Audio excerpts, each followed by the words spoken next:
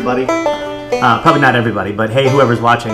I'm Collin Moulton from BarefootComedy.com, and one of the things that I do is smoke fish because I live in the Barrier Islands of Georgia, and I like to smoke fish. It's just it's fun.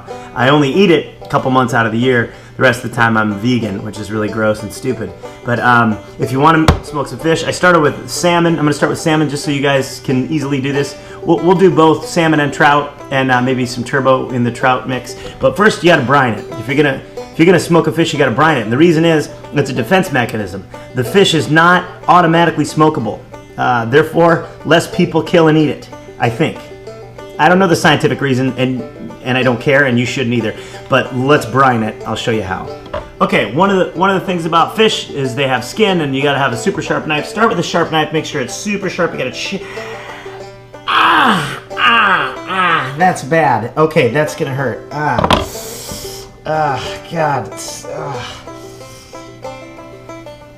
Just kidding you, jelly. All right, so now that you've terrified your children, you're ready to chop your fish.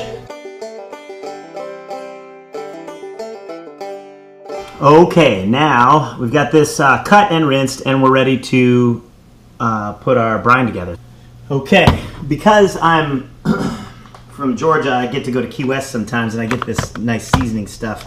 So you can use one of these, like a cool seafood seasoning or a steak seasoning, or a ground or pepper to go with it. But in your brine, you're gonna want to put some seasoning in the brine with the salt. You're gonna have 2 cups of brown sugar and ½ a cup of salt. Okay, and you know how to do all that. I can show you on time lapse if you'd like.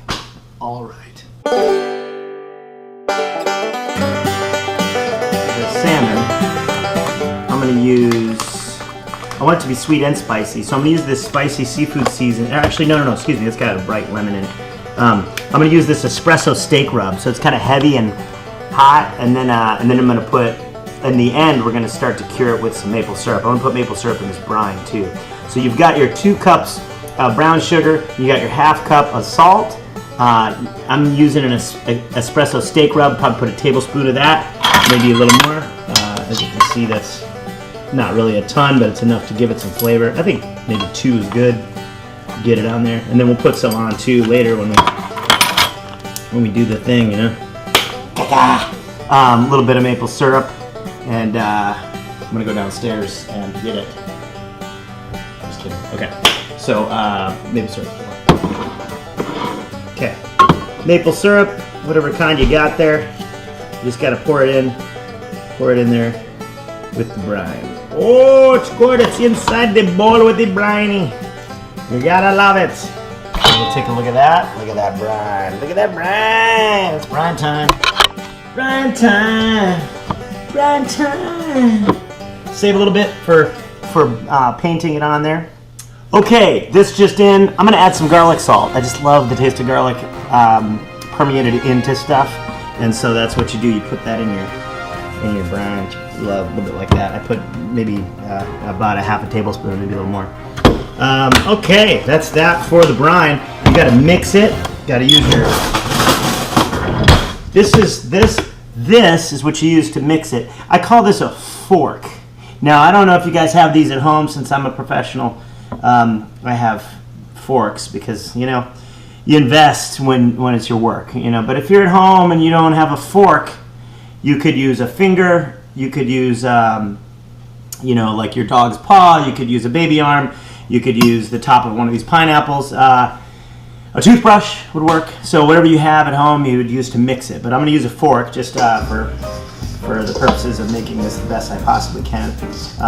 I'm mixing it, as you can see here. Mixing means, a lot of people don't know, it means to turn things.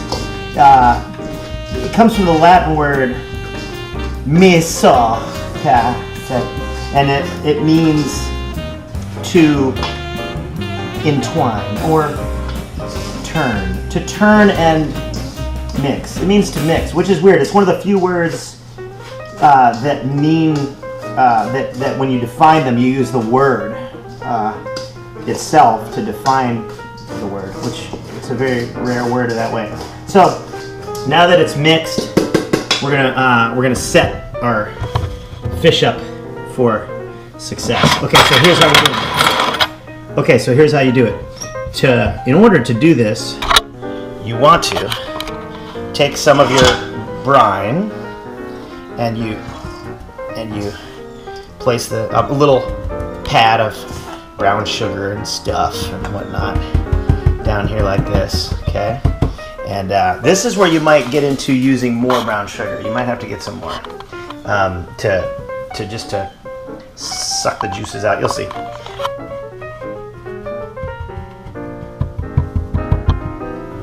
Okay. All right. So you take your fishies, your little fishies here. Let's move over right now so you can see. Okay. So you take your fishies. Okay. So you take your fishy and you lay them right on this little bed of brown sugar, mix brine, whatever you want to call it. You lay your pieces in there. And what this does is it creates a magical transformation. There's no word for it. It's very, very secretive and mysterious, and very few people understand it fully. Science, honestly, I'm just joking about the other stuff, but science really doesn't know how brining works, for real. But it sucks the juices out of the fish, you'll see. We put it all on this pad of this little bed of brine and brown sugar. And now we're gonna put more on there. The whole thing, look at that, the rest of it there. Look at that. I'll scoop it all out, okay? And then you just pack it. You pack it. Pack. And you want to make sure that there's nothing untouched, that it's all packed. And then, if you need to, I always do this, throw a little extra brown sugar on top, and you got your seasonings underneath, so they're really sucking into that fish. And then you got this going on where you're packing it, and you put the brown sugar nice and, this is so good to bougie. Okay, so that's what it should look like. Look at that, God, it's beautiful. Okay, can't believe I did this. All right. Again, I'm a professional, so you may not be able to do this. So you're watching this could be a complete waste of time because you may not have the talent to do this. I'm very talented when it comes to cooking. So, but go forth at your own risk. Okay, this is ready to put saran wrap on top.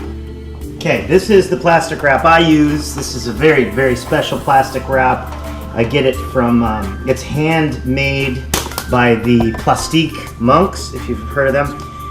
The Plastique monks from from Mount Plastique, deep in the Himalayas, and that's a very special. You can use the stuff from the store if you'd like. Whatever you're into. I tend to, I care about what I'm making, so I use the Plastique.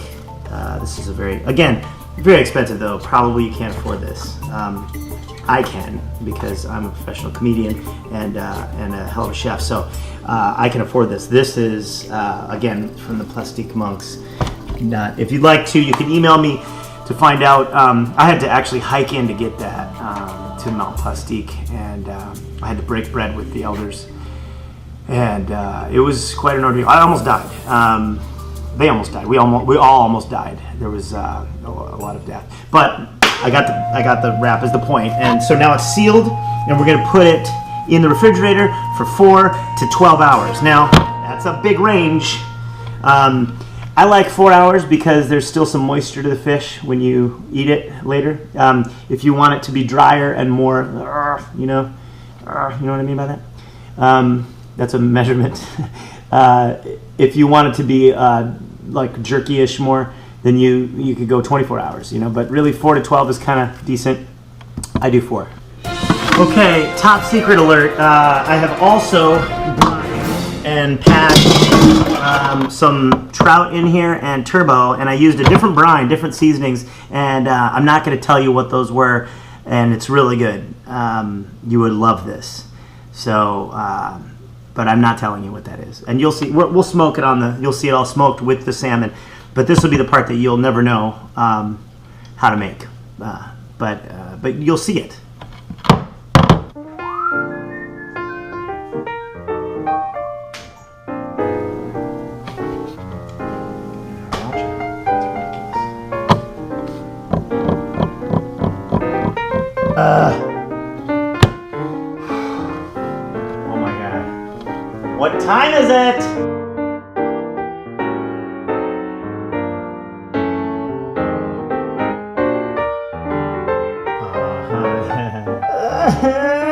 Gotta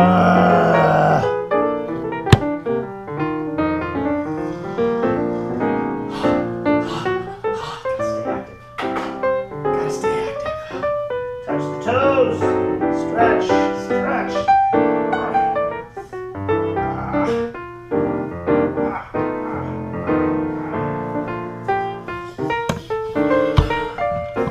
There, it's built. And we're back. All right, let's check and see what they look like, our fishies. And they are totally different. This looks totally different. Look at that goo. It's just goo now. This stuff just sucks into the fish and pulls the juice out of the fish. And it's 4 hours later. And I think we're ready to rock. I'm gonna reuse this because it's so valuable. Look at that. And you just take it and then you have to rinse it off, but it has a real firmness to it, and it's ready to put out on the racks to dry for about an hour. You let it dry and it creates a film over it that builds up for the smoke ring. That's called a pellicle. And that is what you want if you're smoking fish. All right, so the trick is to take this stuff out and rinse it, and then you put it on a rack like this to dry and create that pellicle.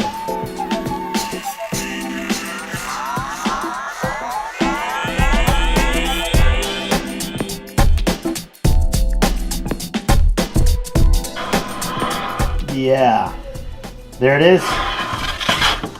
Now it has to sit for about an hour in a cool place, maybe even with a fan on it or something. I'm gonna leave it in here. It's nice and cool in here, and it just looks beautiful, man. You got your trout over here, you got your turbo here, and salmon here. Turbo in the middle, you know. So I got my smoker going. It's coming up in temp right now. It's at about 100 right now, and it's heating up and it's filling up with smoke. My wood chips are soaked in water. There's even a bee in there. And right there, is my smoker, and that's the grill we're gonna put it on. You gotta spray your grill down with something non-stick. All right, the pellicle is done. The pellicle, they call it. And the fish is ready to rock. Here it is. It's all ready to go. We're gonna put it up on this smoker right here. That's a Brinkman, $50 little Brinkman smoker that I modified. I'm gonna lay my fish out. So we're waiting on a hurricane here, so this might be the last time I get to use this thing. There's the fish. It's on there and ready to rock. The smoking always takes a lot longer than you think, so start early in the afternoon. Don't start late. You'll be up all night smoking fish or whatever you're smoking. I have not smoked a bird or a chicken or a dog, but I'm gonna a bird or a chicken. If the dogs behave, they're safe. But if I have a little one, about a 12-pounder, that if he misbehaves, Johnny, come here, I'll show you. Come here, buddy. Come here. Up. This one right here. This guy. He sometimes pees in the corner and that kind of thing. And I'm not above smoking him. What you do, just stick a little.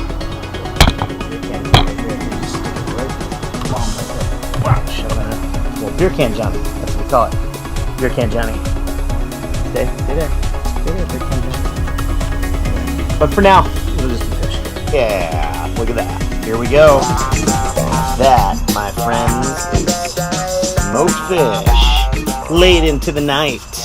We have smoked our salmon. We have smoked our trout. Look at the lines on that trout. God, it's beautiful. It's like art. No, wait, that's turbo. That's trout. This is trout here, and that's turbo. Oh my gosh. Can I just have a little piece? Look at this little piece. I'm just going to have this little piece right here. This piece.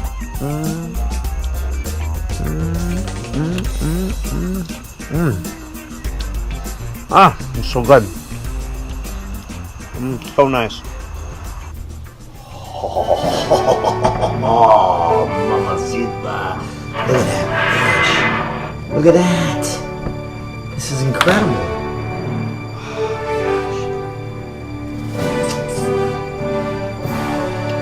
This is it. The trout is perfect. Yeah, much better. I had to get tricky with the chop. We smoked it extra long. Everything was smoked extra long. The painting, we painted honey on this. I painted honey on it. I didn't show you, but I painted honey and maple syrup on the salmon around the edges. This is so good. Okay.